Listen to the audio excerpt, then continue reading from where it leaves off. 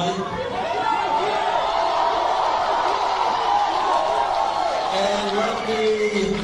And we have had hundreds of thousands of volunteers in this campaign, and I know that many of them are here tonight. Thank you all very much for your help.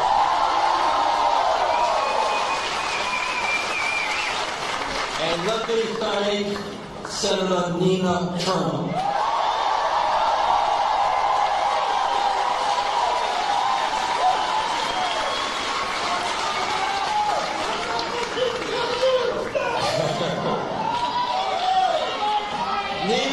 Nina believes in what she calls heart, soul politics.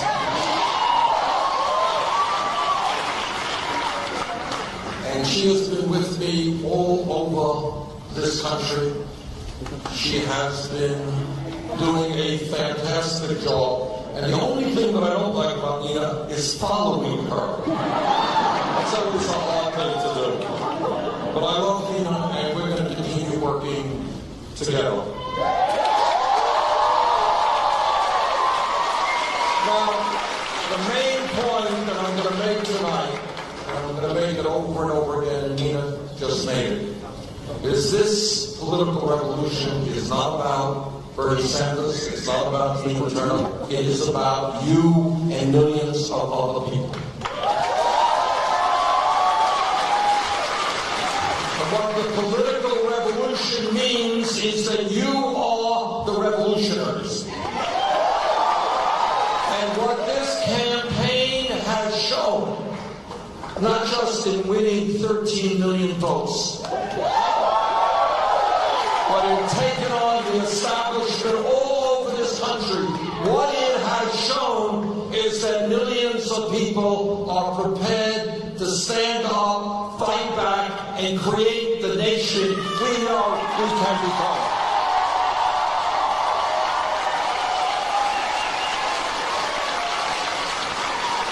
All of you know, who have studied history, that election days come and go, but what is much more important is that political and social revolutions continue.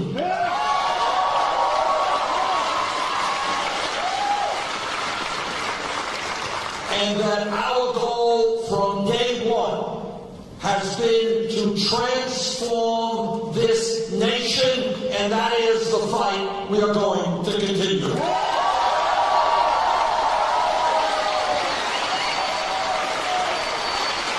And if you think about American history, think about 100 years ago, right here in New York City, Triangle Fire killed hundreds of workers. But workers stood up and they fought back all over this country. Workers told their employers that it is not acceptable to be employing children in factories who are losing their fingers and their hands around machinery they should not be around. Workers said that we are going to have decent working conditions. We are going to form unions. And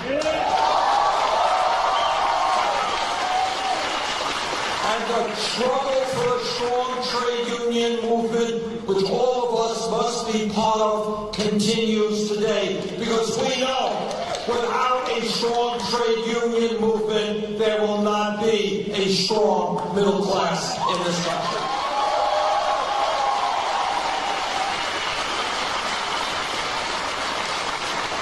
I want you all to be thinking about how many workers stood up, went to jail, some died in the fight to create the kind of trade union movement that helped create the American middle class. Think about the civil rights movement. Think about the fact, think about the number of people whose names we will never know. People who were killed, people who were beaten, people who were jailed, standing up for human dignity and civil rights. They fought, and they fought.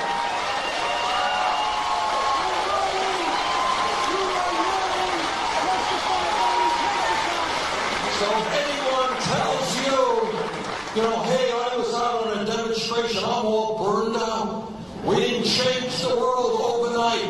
I'm giving up. Think about those people who struggled decade after decade, gave their lives, and sometimes died in that struggle. Think about the women's movement.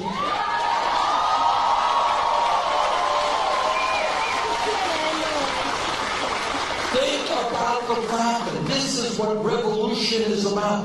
100 years ago, women in America did not have the right to vote. Did not have the right to get the education or the jobs they wanted in America all of 100 years ago. But women did not accept that. They did not allow the establishment to define their lives. They determined to define their own lives. They stood up and they fought back.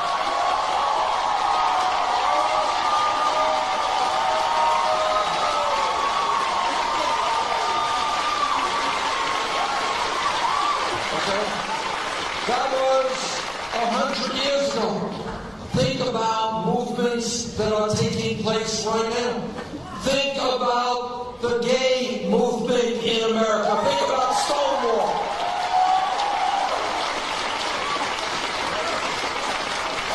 Think about the revolutionary changes that have taken place because the gay community and their straight allies said that in America, people should have, must have, the right to love whoever they wanted, regardless of gender.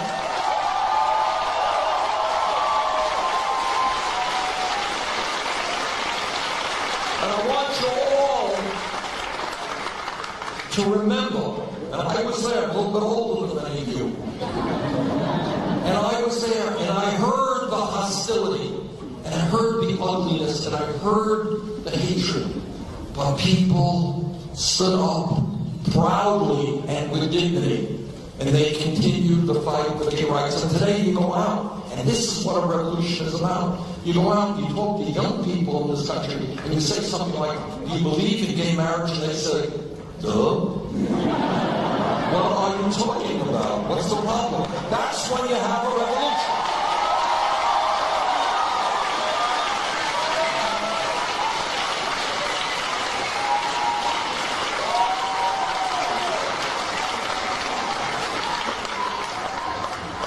Think about the fight for 15. All right?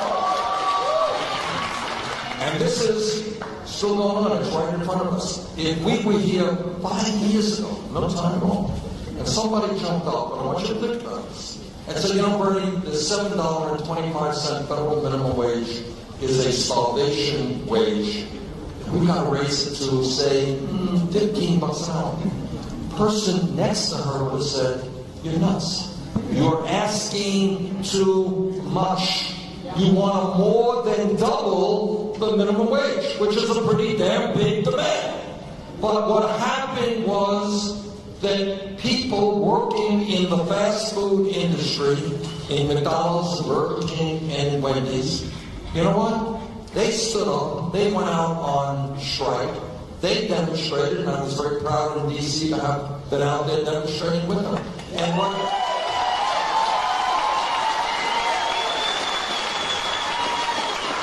what they told the American people from their hearts, and I listened to them, is we can't make it on $8 or $9 an hour. Do the arithmetic.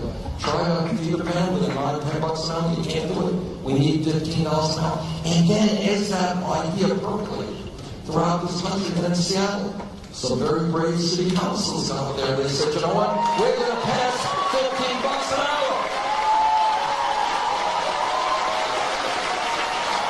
And then the folks in San Francisco and Los Angeles, $15. And in California and New York State, $15. So here is the point. What the system is designed to do, what corporate media is designed to do, is to tell you that we cannot achieve real change. That the only thing that you can accept is incremental, tiny little changes. And what our campaign has been about and is about is saying, sorry, we're thinking big, we want real change.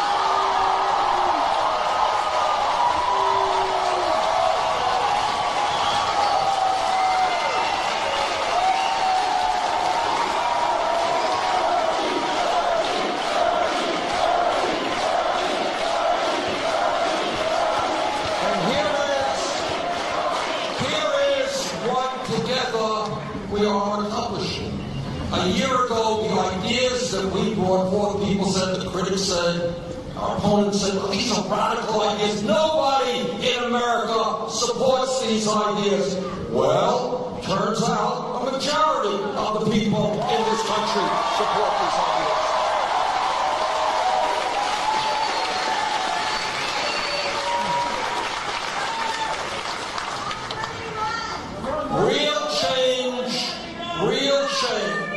Real change is not easy, and real change never takes place from the top on down, always from the bottom on up.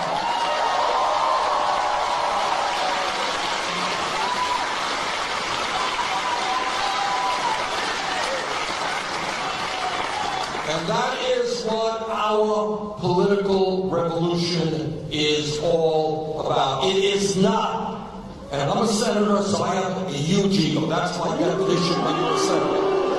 Huge, right? Ego, yeah. Tomorrow, I'm going to be in Syracuse, New York, campaigning for a guy who is running for the United States Congress. I'm going to do everything that I can to make sure he wins.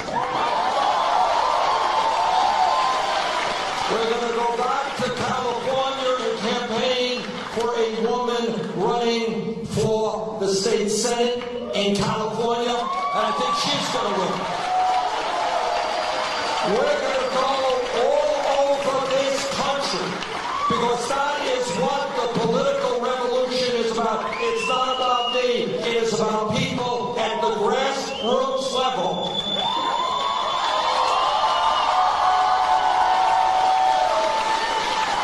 It is about people running for school board, for city council, for mayor, for state legislature, for Congress, for the Senate. But it is millions of people getting involved in the political process in a way that we have never seen in the modern history of this country.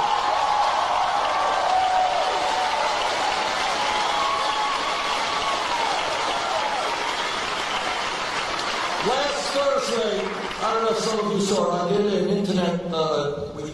internet streaming speech. And here's what the point that I want to make. We did the speech and I said to people, look, we have got to build the grassroots movement. We need you and you and you to get involved at the local level. Do you know how many people have signed up? We've got a lot of work to do. 20,000 people in every state in this country.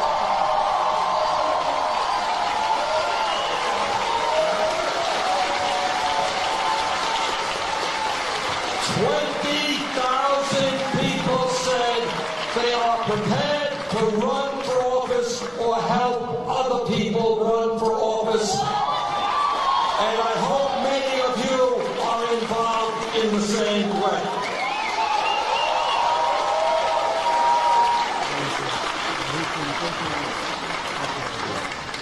And the reason I think that there is so much interest in running is people are catching on that the ideas that they have and have had for many years are in fact mainstream ideas, that millions of other people support those ideas.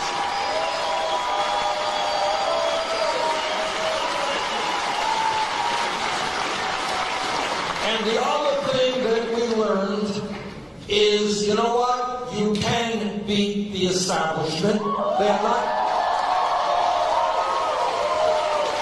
not quite as powerful as some make them out to be. We won, and hear this, in every state, certainly here in New York State, we had to take on the entire, virtually the entire Democratic establishment.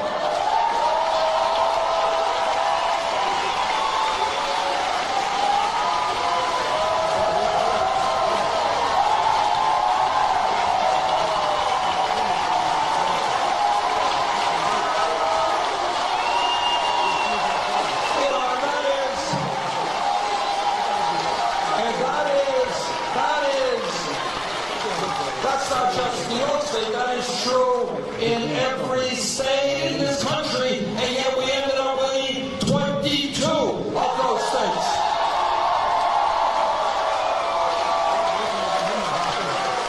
And I have no doubt that a strong, well-organized grassroots movement can take on the establishment and can defeat the establishment.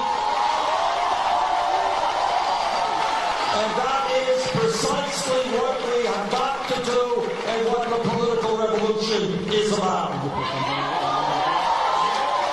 And there's something else that I am enormously optimistic about, and that is that in this campaign, not widely reported, but in this campaign, in every single state, we won, often by big numbers, the votes of young people, the future of America.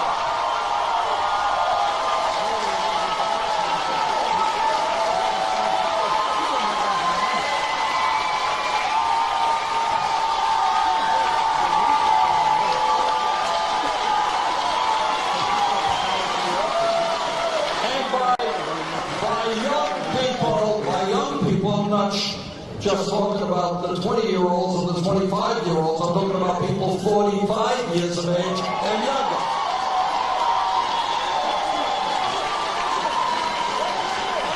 Now think about what that means for the future of our country. What it means is that our vision, a vision of economic, social, racial, environmental justice is the vision of the people who will create the future of America.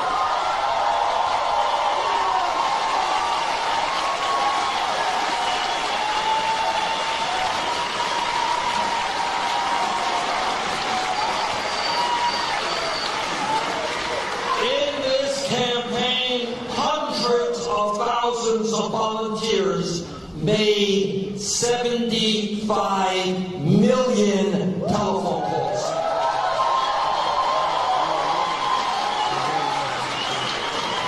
And we are just getting started. Our volunteer canvassers knocked on over 5 million doors.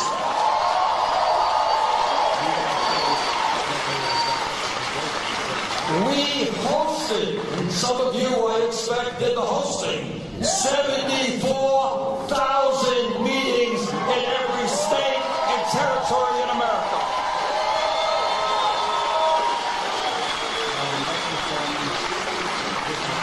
And what we showed is that you can run a powerful campaign without being dependent on Wall Street and super PACs.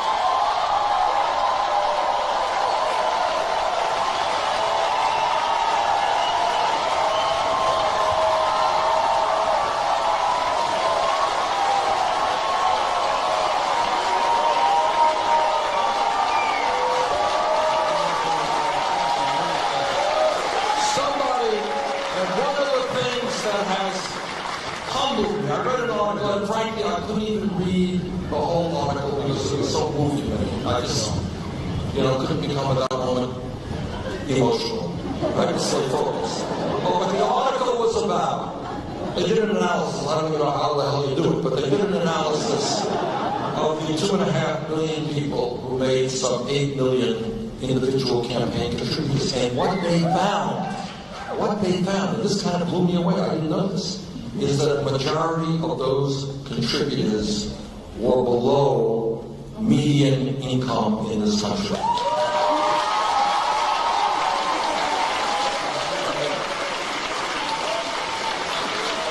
In other words,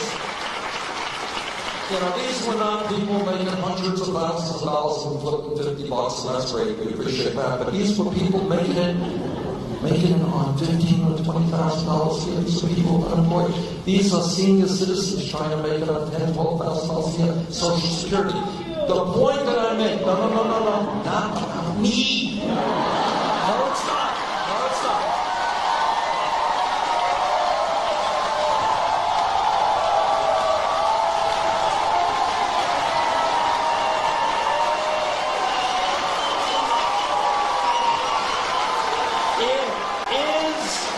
It is and has to be about us, not me.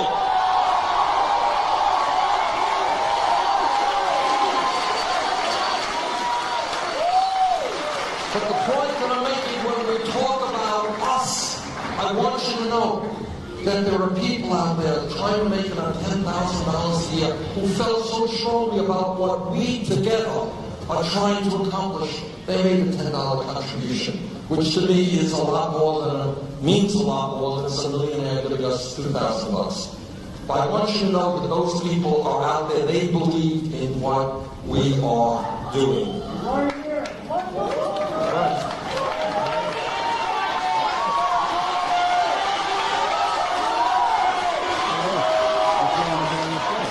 What this campaign is about is having the courage that every one of us has to understand that we're not going to allow corporate media to define the issues for us. We together are going to define them.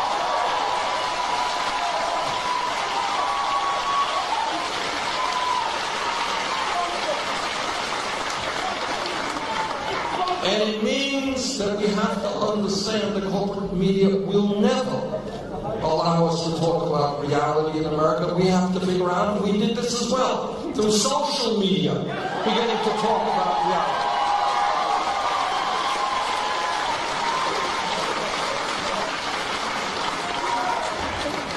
And what this campaign, the issues that we raise, which are already becoming mainstream issues, is talking about a campaign finance system which is corrupt, and that's the only word.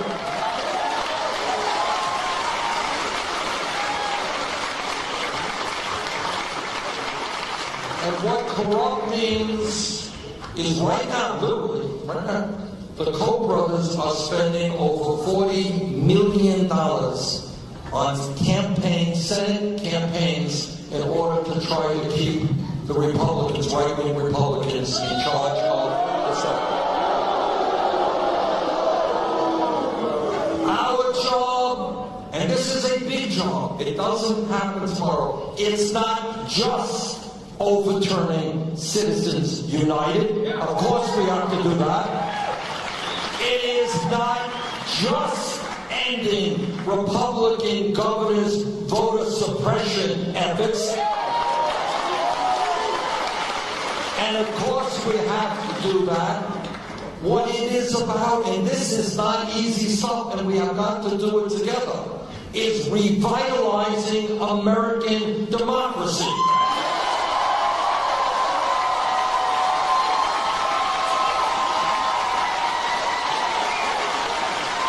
And that takes so many forms. I mean, one of the forms it takes is that right here in New York State, 3 million New Yorkers were denied the right to vote in the Democratic and Republican primaries.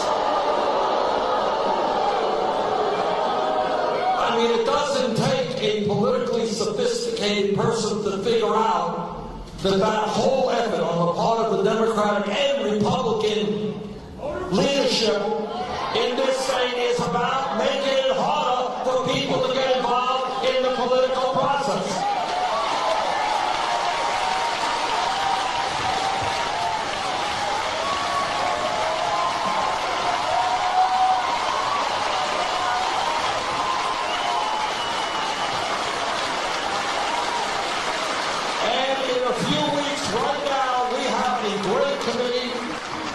we have 5 people on the platform committee for the Democratic Convention. We have great people.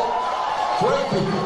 We're going to have great people on the Rules Committee, and one of the issues we're going to be fighting for on the Rules Committee is to end closed primaries.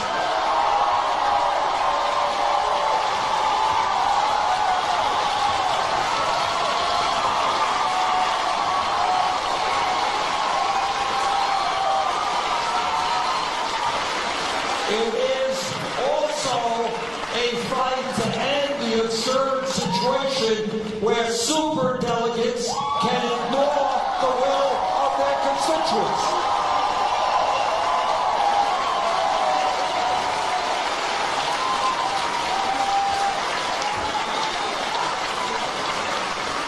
We, in some states, won 70-80% of the vote, and you got superdelegates who are not respecting the democratic will of their people.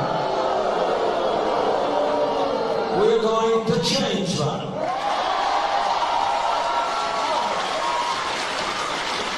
And in fact, while we're at it, we may as well transform the entire Democratic Party.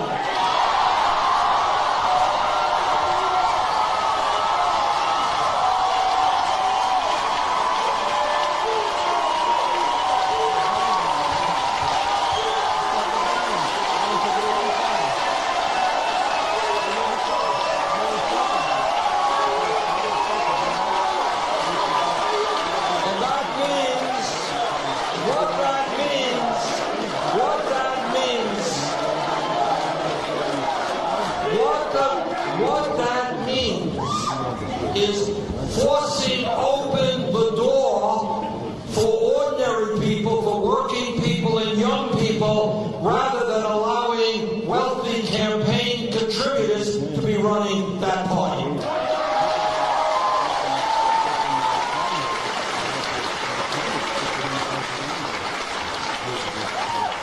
What this campaign will always be about is ending the grotesque level of income and wealth inequality in this country.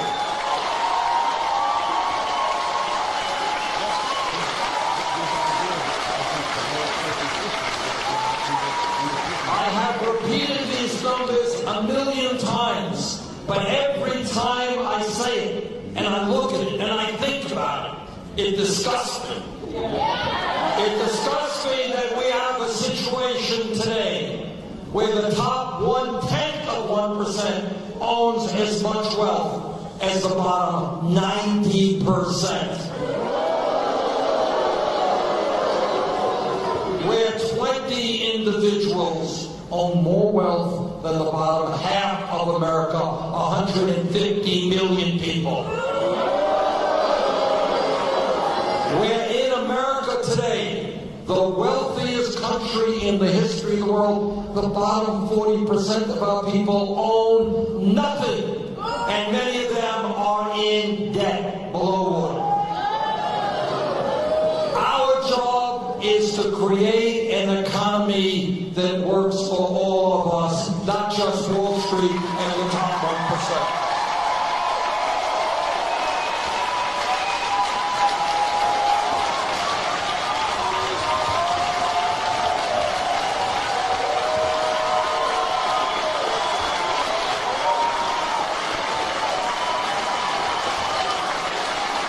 Some people think that it is idealistic, that it is utopian to talk about creating a moral economy in which the function of the economy is to provide wealth for the children and the elderly and working families and the middle class. I don't think that that is idealism. I think that is the practicality of what we have got to do, and do it now, and we can do it.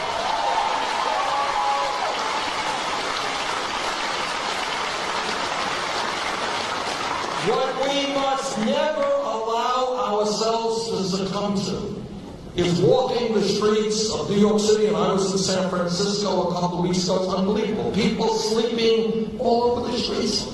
Honest to God, I walked past the guy, I didn't know if he was a it's not funny. It was tragic. It was lying there. I don't know if it was lying there. In the United States of America, we cannot allow ourselves to become used to the fact that we got hundreds of thousands of children in this country who are homeless.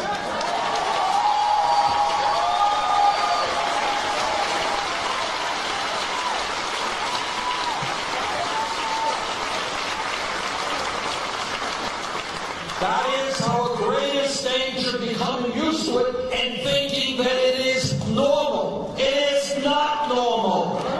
It is an outrage.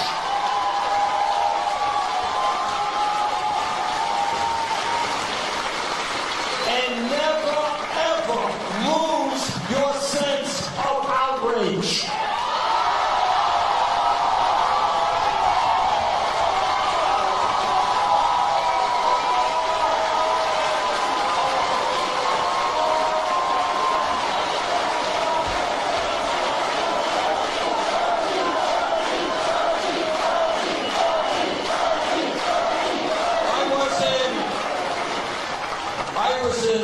When I was in South Dakota, a very beautiful state, I visited the Pine Ridge Indian Reservation. Anyone know anything about Pine Ridge? The life expectancy of people in the Pine Ridge Native American Reservation today is lower than many third world countries. Drug addiction, alcoholism, unemployment, poverty, those numbers are literally off the charts. Unbelievable. And yet it continues year after year. I was in McDowell County, West Virginia. Anyone know McDowell County? Very small area in the southern part of West Virginia. West Virginia is a poor state. In McDowell County, the life expectancy is 18 years less than it is in Fairfax County, Virginia, 6 hours away. 18 years less. There are now millions of Americans in McDowell County and many other parts of this country whose life expectancy is lower today than was the life expectancy of their parents. What this is about is the despair that so many people are seeing in many parts of this country through high unemployment, through low wages, through a horrific standard of living. People are giving up. They are turning to drugs, opiates, they are turning to alcohol, and they are committing suicide. This is going on in America. This is ahistorical. In other words, what has happened all over the world, virtually all over the world, certainly in wealthier countries, is we live longer for a variety of reasons than our parents did. We expect our kids to live longer than we do. In many parts of this country, because of the despair, that is not happening. Low wages, high unemployment. People are giving up on life. We cannot ignore those issues. We are going to address those issues. We are going to give hope back to people who have lost hope.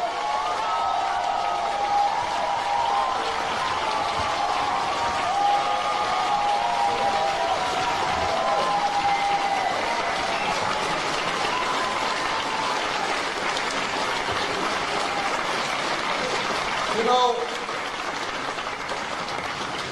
I think most Americans would agree that when we talk about what constitutes a great nation, it is not the number of billionaires that you have.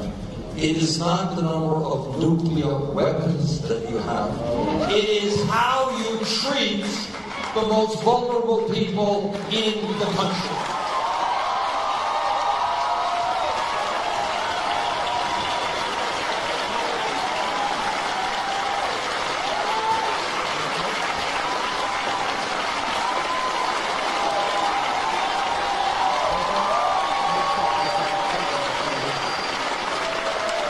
And year after year after year, the numbers cry out at us. This country today has the highest rate of childhood poverty of almost any major country on earth. These children are the future of this country, and they are growing up in extremely bad conditions. Housing is inadequate, nutrition is inadequate, childcare is inadequate. That is not acceptable. If you're a patriotic person who loves this country, you gotta love the children of this country.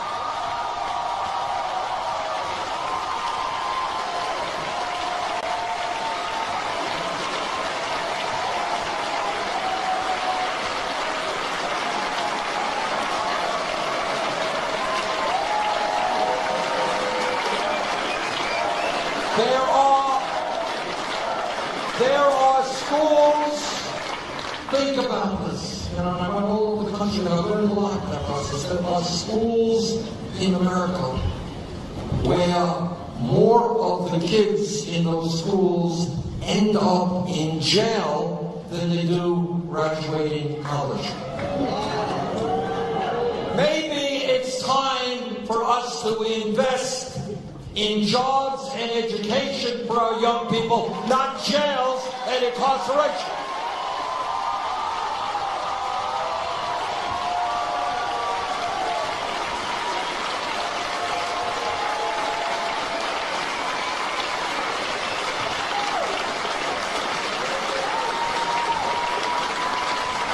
This is an American tragedy.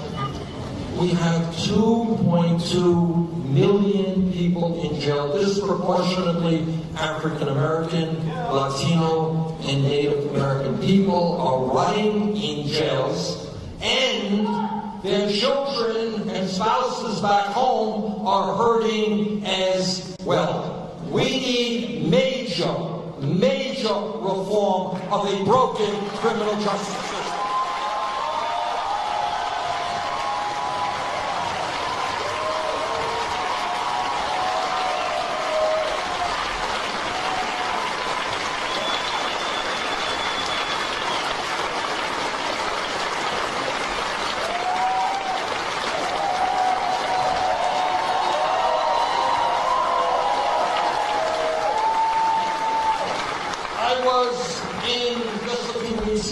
In Delano, the Fresno area of California. And that is where they grow a lot of the food that we eat. In fact, I had the honor of visiting the house where Cesar Chavez fasted many decades ago. Cesar Chavez went on a fast to protest working conditions and the pesticides that farm workers were exposed to. Well, this is what I learned. In many respects, things are a bit better.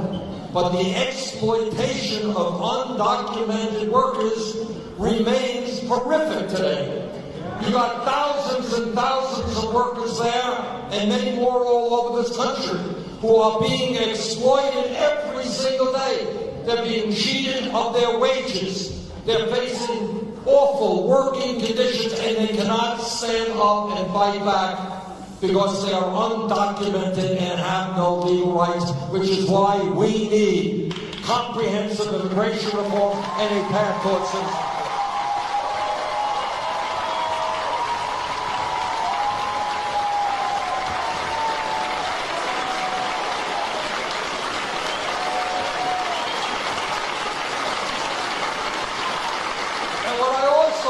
I didn't know this. You know, you go around the country and you see things you learn. I didn't know this. I was in Flint, Michigan, and I won't even tell you what I saw in Flint because I was so upset. But I was in, again, this area, the Delano area of California, and I didn't know that this was going on. Thousands of homes there, when people turn on the faucet, they cannot drink the water because it is toxic water. They are bathing in bottled water. And by the way, they still have to pay their water bills. So this whole issue is, I didn't know. thousands and thousands of homes they cannot drink the water that comes out of the tap. Which is why, by the way, yesterday we should have banned fracking, and we damn well should do it tomorrow.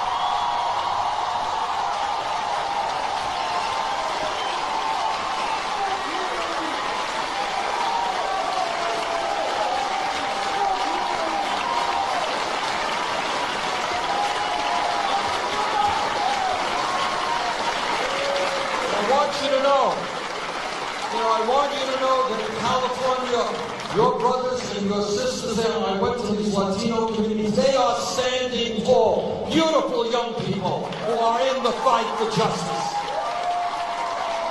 And we have got to stand with them. We've got to end the deportations.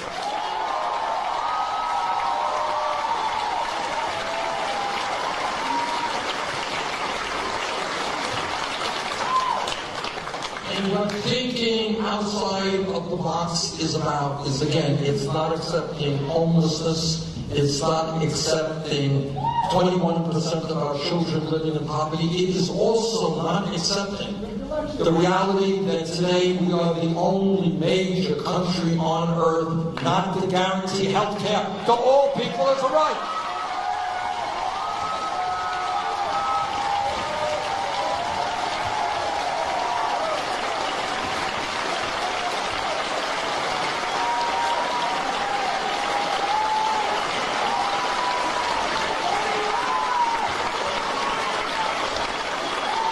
This is not an issue, I think, that any person on the other side can really debate because there's not much to be said.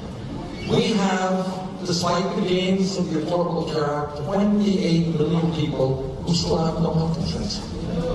Even more, including many in this room tonight, are underinsured with high deductibles and co-payments. We lose, again, you don't hear much about this. This doesn't make CNN. It's not a big breaking news story.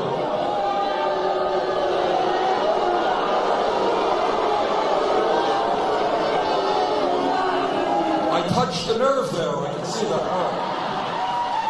But point is, tens of thousands of people die unnecessarily every year because they don't go to a doctor or a nurse when they should. In other words, I've talked to doctors all over this country, all over my own state, and they tell me people walk in the door and they're really, really sick. The doctor says, why didn't you come here a year ago when you first saw your symptom? And the person will say, well, I didn't have any health insurance, I have a high deductible, I simply could not afford to come in here. Some of those people end up in the hospital if they are lucky. Others find themselves in a terminal situation and they die. We pay the highest prices in the world for prescription drugs. They don't hear much about that on TV because all you see is pharmaceutical industry advertising day after day after day.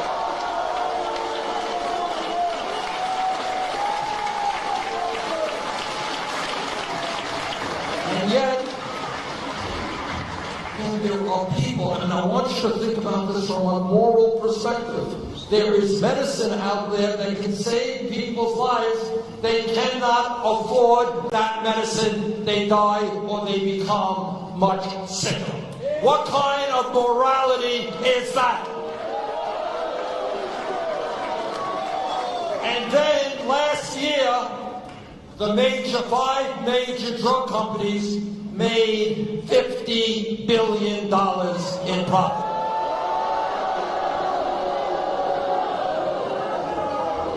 We must never, ever, ever lose the vision that health care is a right of all people.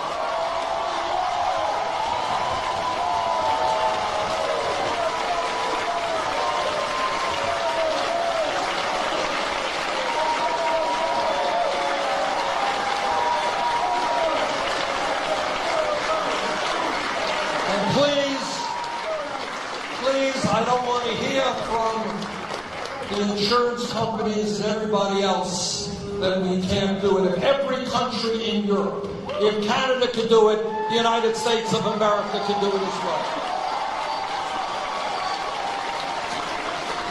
And by the way, just so you know, when you pass a Medicare for All single-payer program, we can save middle-class families thousands of dollars a year on their health care costs.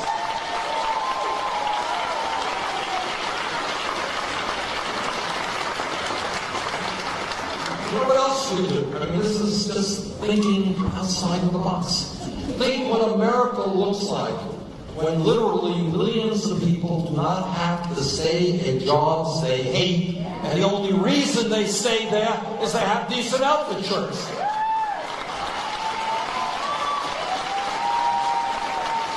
Think of the kind of entrepreneurial spirit that could be unleashed.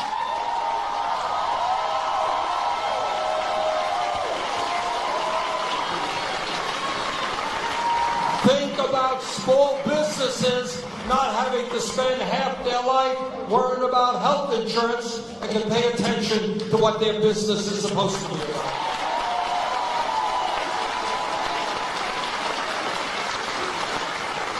You know, I was very proud, and there's a million polls about that, I was very proud to see, that now a majority of Democrats, in fact, support a Medicare for All single-payer system.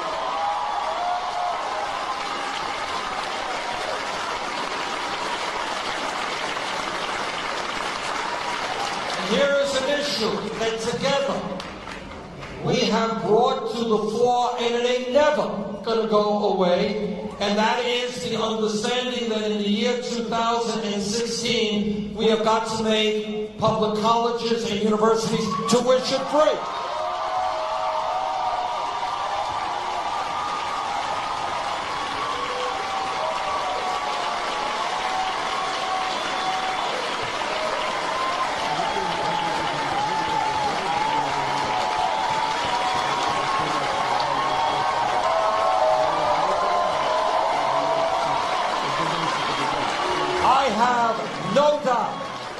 I have zero doubt that this is a fight we are going to win. The only question is whether we win it in the very near future or a few years from now.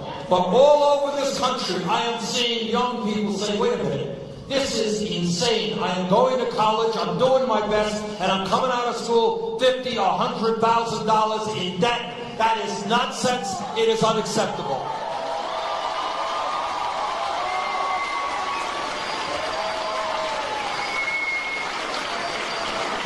Think about an America. This is not a radical idea.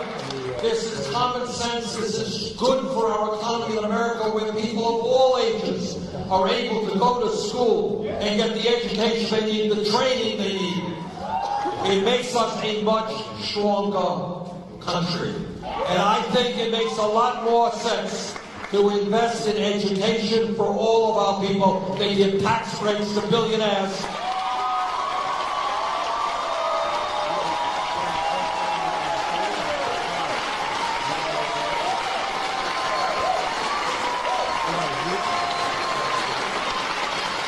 And what started a year ago as a radical idea, nobody thinks it's radical anymore.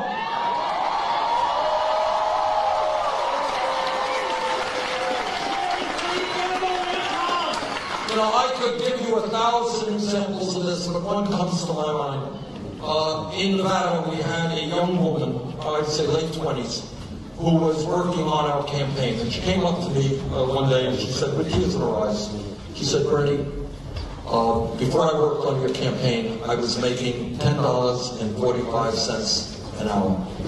And I'm afraid that's what I'm going to have to go back to. I have a daughter, and tears streaming down her eyes. She said, I don't know how we're going to make it on $10.45 an hour. Try bringing up a kid on $10.45 being a single parent. You can't do it. The arithmetic is not there. And that is the case for people all over this country. They're working incredibly long hours. Again, not something that the media will talk about. All of you know that 100 years ago, workers demonstrated and fought for a 40-hour work week. That was 100 years ago. We still have not reached a 40-hour work week. People are working, they're exhausted. I see the exhaustion on people's faces who work in 2 or 3 jobs. Couples who can't have kids, don't want to have kids because they can't be the parents that they want to be because they're both working so hard. And that is why we have got to make, as a doctrine of what this country is about, if you work 40 hours a week, you're not going to live in poverty. We are going to raise the minimum wage to $15 an hour.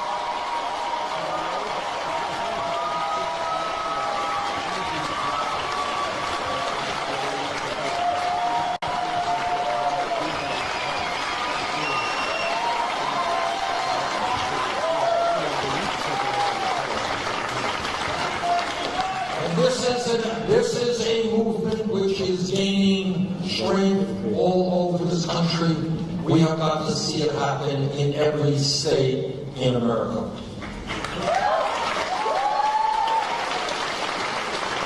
And here's another line that we have got to deal with every month. Front pages of the newspaper say unemployment, more or less, 5%. Anybody believe that real unemployment is 5%? Here's the truth is that is what we call official unemployment. Official unemployment does not include those people who have given up looking for work in high unemployment areas and those people, by the millions, who are working part-time when they want to work full-time. And all that together, there's another government figure which doesn't get a lot of attention. Real unemployment is close to 10%. And there are communities, often in inner cities, where unemployment is a hell of a lot higher than that. And that means to me that we need a federal jobs program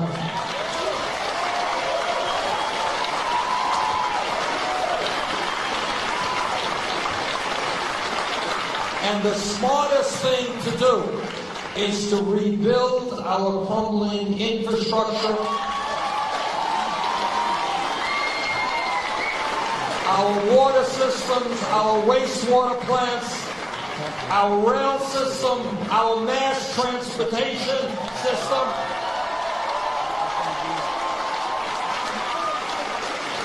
our roads and our bridges.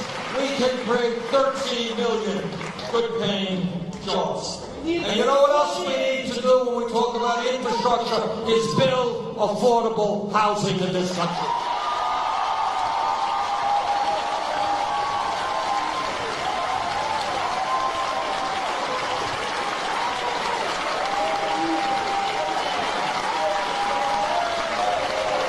There are millions of people in America, millions of people who are paying 40, 50, 60% of their limited incomes on housing. If you spend 50% of your income on housing, you don't have money to do anything else with. Do not accept that people should be spending half of their income simply to put a roof over their head. Let's build millions of units of affordable housing and put our people to work doing that.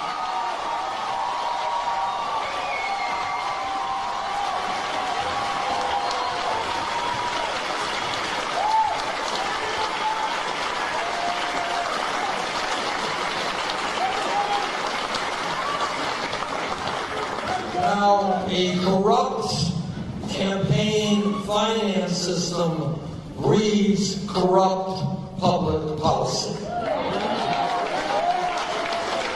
So right now, you have profitable corporations making billions of dollars a year in profit that in a given year put their money in the Cayman Islands and in other tax havens, and in a given year do not pay a nickel in federal taxes.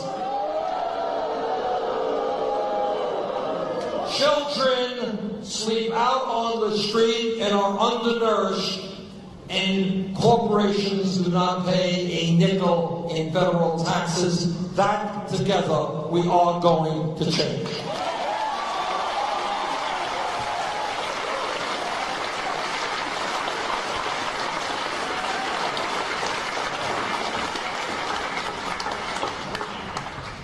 This campaign is about building a broad-based, grassroots campaign organization.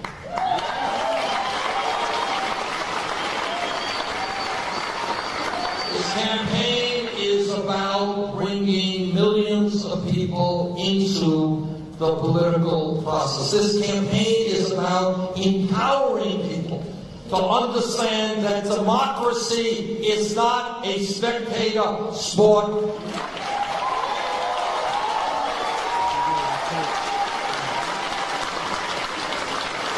And that when we stand together, we can transform this country.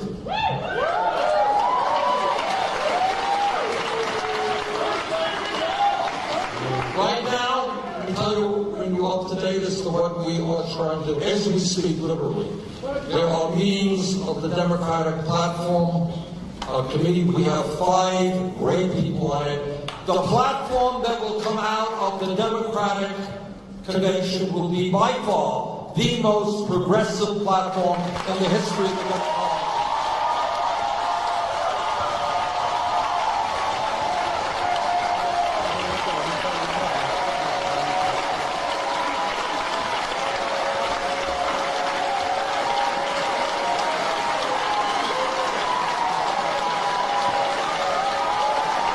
But a platform is 50 or 60 pages of paper. That platform doesn't mean anything unless we make certain that those ideas are incorporated into public policy.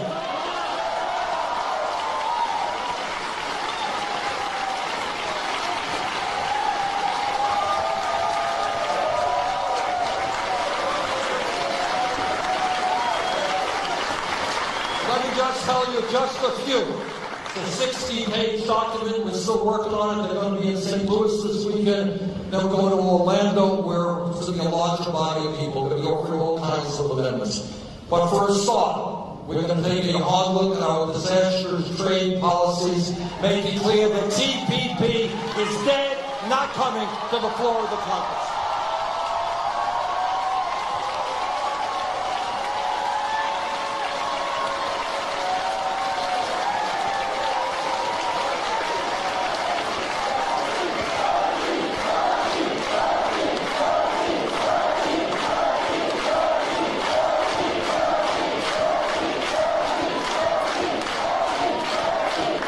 And when appropriately enough in Orlando, we're going to fight to make certain that we ban the sale and distribution of assault weapons.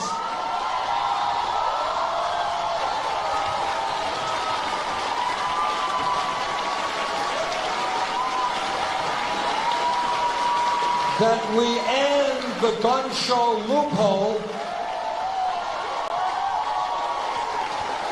and expand instant background checks. It is really, if you were talking to somebody from another world and you had to explain the Republicans' view on guns, and you say, well, we have lists in this country that keep people from getting on planes because we think they might be about blowing up the plane. But no problem, they can walk into a gun store and buy an assault weapon which can mow down people. People would think you were crazy if you tried to explain that. All right? So we are going to take on the NRA and we're going to do everything we can.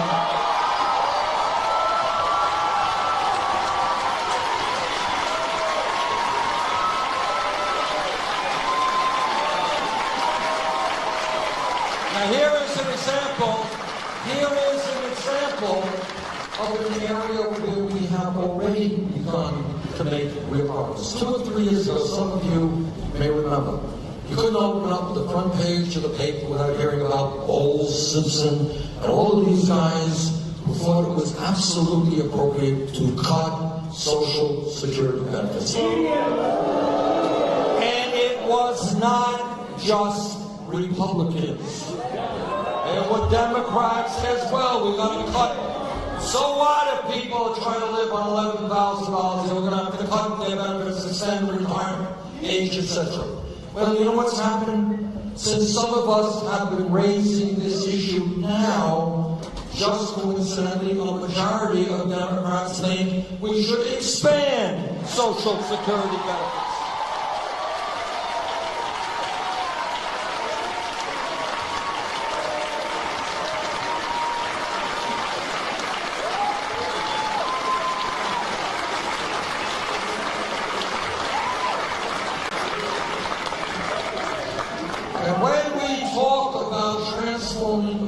Everybody here understands that you don't bring about the changes that we need without taking on, in a very visceral way, the most powerful special interest in our country, and that means Wall Street.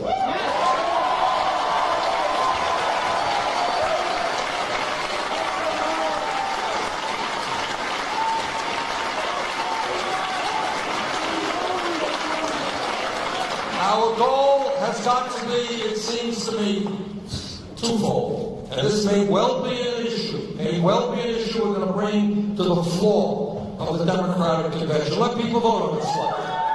And that is, number one, the establishment of a modern-day Glass-Steagall legislation.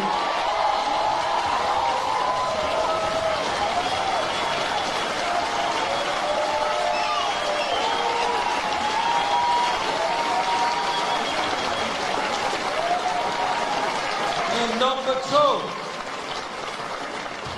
it is not just the greed and the recklessness and illegal behavior on Wall Street. We can talk about that forever. It's simply the power and the concentration of wealth that they have.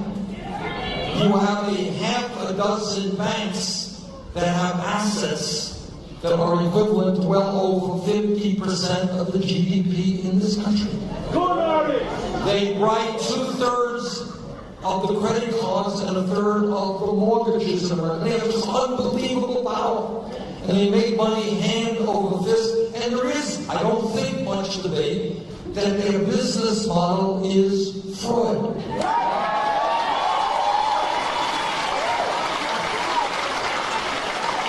How long do we have to tolerate that kind of greed, which has done so much harm to this country? That is why, in my view, and I think in the view of a lot of Americans, we got to break them up.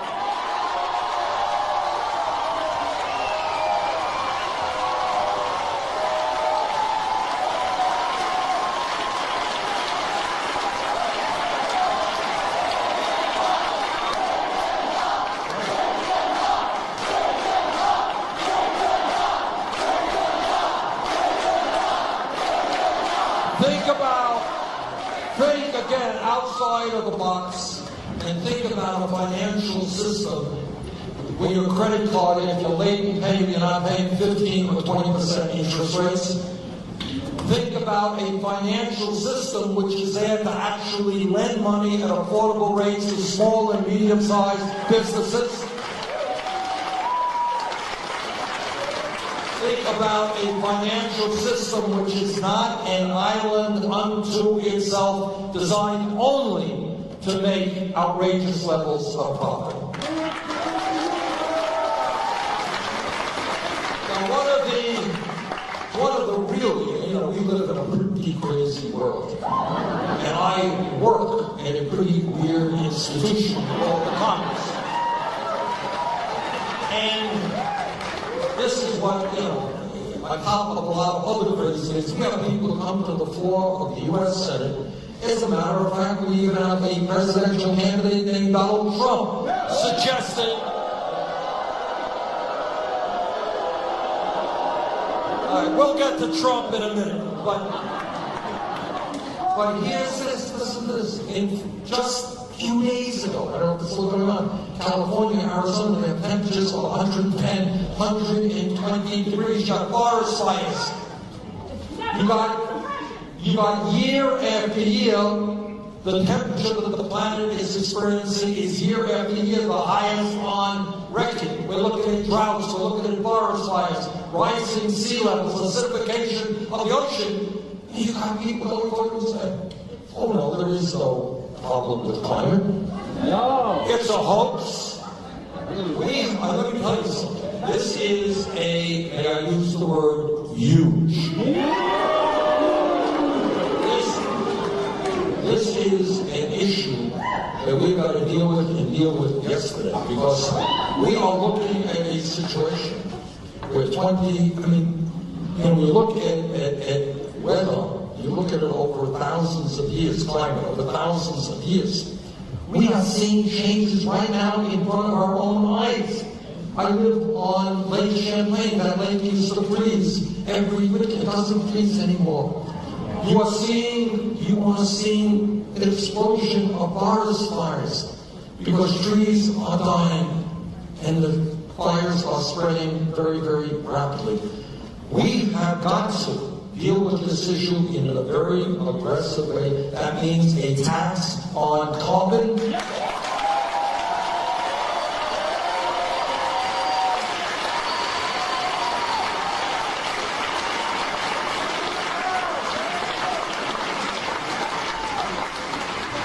And it means, and I want you again to think about what America looks like. We can create millions of jobs transforming our energy system. I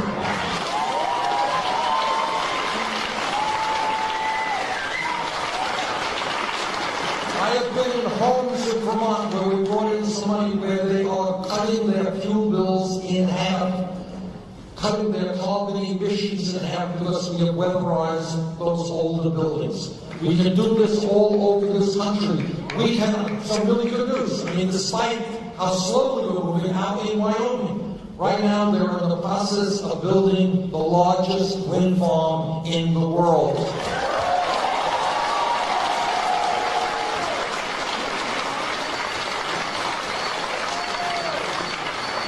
We can have solar panels on tens of millions of rooftops in this country.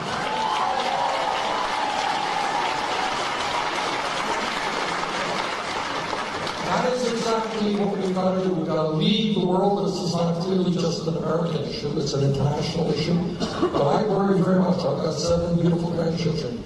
And I will be damned if I'm going to leave them a world which is not habitable.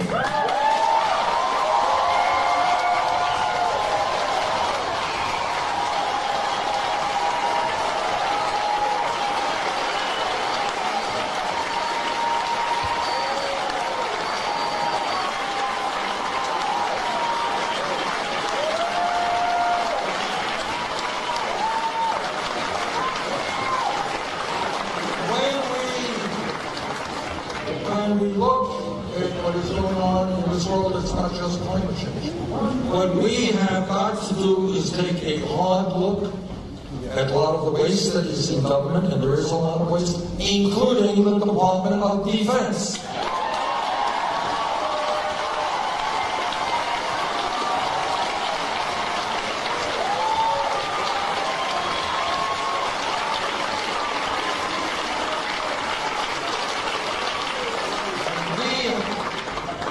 If we have not yet learned the dangers of arbitrary regime change, if we have not yet learned that, then shame on us.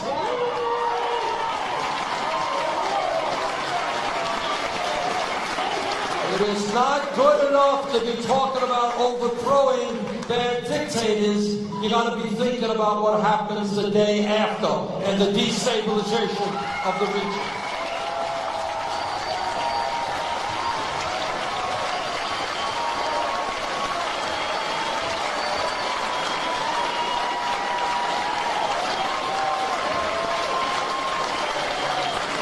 I am the former chairman of the Senate Committee on Veterans Affairs, and in that capacity, I've had the opportunity not only to talk to many great veterans, I've talked to the Gold Star mothers and the wives of the parents of young people who never came home for war. I learned about the cost of war. And the cost of war is that today there are 500,000 people in this country who served in Iraq and Afghanistan who are dealing with the very serious problems of PTSD and traumatic brain injury. That's the cost of war on top of the 6,700 people and the hundreds of thousands of Iraqis and Syrians who have died.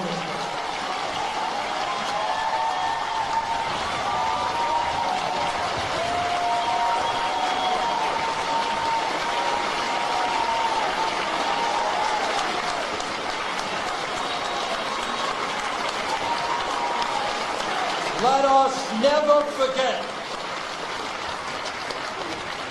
us never forget that war must be the last response, not the first response.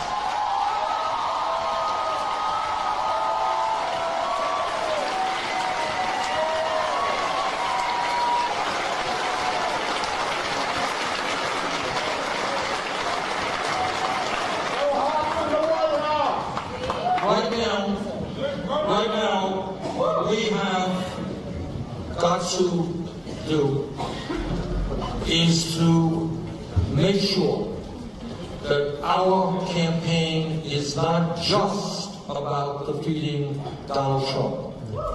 Of course, we have got to defeat him, and I intend to do everything that I can if I have to run all over this country to do it.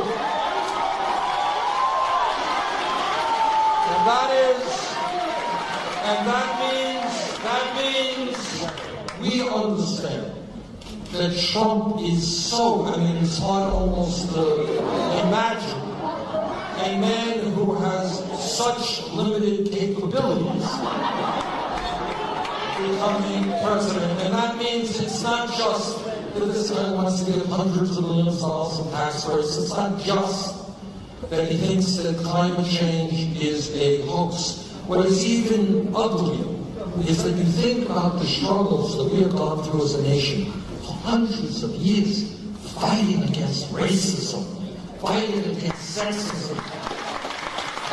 And that this guy is making the cornerstone of his campaign is bigotry, is insulting Mexicans and Latinos, insulting Muslims, insulting women, insulting African Americans. Do not forget that Trump, before he was a candidate, was one of the leaders of the so-called Birther movement. Don't forget that. And what that movement was about, that effort was about, was to delegitimize, not disagree, delegitimize the presidency of the first African American ever to hold that position. That was what that campaign was about. So we have got to work tirelessly to make sure that Trump is not president, but that is not good enough.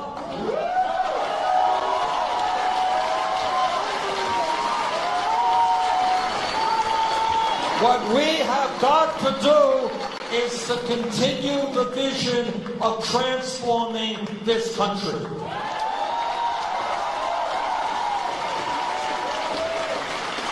And the most important way I know that we can do that is for all of us to get involved in the political process. We need great people on school boards, on city councils. You know what? It ain't that hard. You get a little nervous at first. You know, I ran for mayor of Burlington, Vermont, 1981. And if you don't tell anybody, keep this a secret between us, I had gone to one city council meeting in my life, and I fell asleep. It was so boring. And I had no clue about how you run water departments and electric departments and fire departments and police departments and police departments, but you can learn.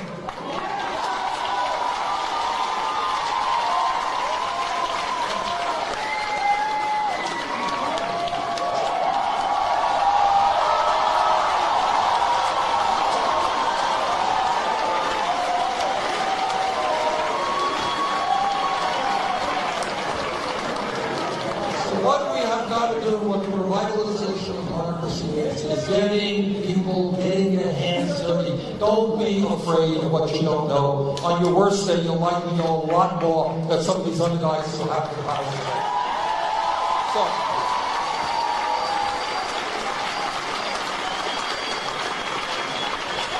let me just conclude by thanking all of you, and the struggle continues. The struggle continues. Thank you.